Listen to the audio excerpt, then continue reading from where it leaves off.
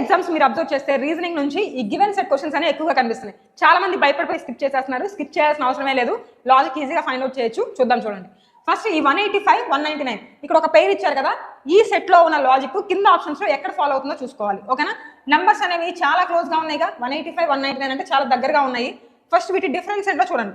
185 కి ఎంత యాడ్ చేస్తే 199 వస్తుంది? 14. ఈ 14 అనే నెంబర్ ఎలా వస్తుందో చూసుకోండి. ఈ 14 అనేది ఇక్కడ ఉన్న డిజిట్స్ ని యాడ్ చేసుకుంటే వస్తుంది. జస్ట్ అబ్జర్వ్ చేయండి. 1 + 8 + 5 ఎంత? 14. సో ఇప్పుడు ఏదైతే ఫస్ట్ నెంబర్ ఉందో దానిలో ఉన్న డిజిట్స్ ని ఆ ఫస్ట్ నెంబర్ కి యాడ్ చేస్తే మనకి సెకండ్ నెంబర్ వస్తుంది. అలాంటి లాజిక్ కింద ఆప్షన్స్ లో ఎక్కడ ఫాలో అవుతుందో చూద్దాం.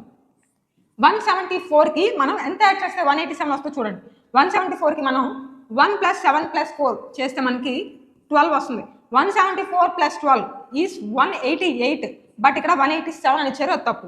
నెక్స్ట్ 139 డిజిట్స్ అబ్జర్వ్ చేయండి. 9 + 1 = 10, 10 + 3 = 13.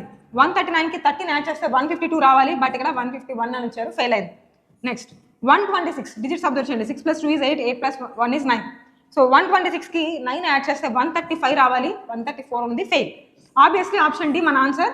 ఒకసారి క్రాస్ చెక్ చేయండి. 89 కి 8 + 9 యాడ్ చేయండి. 8 + 9 అంటే 17.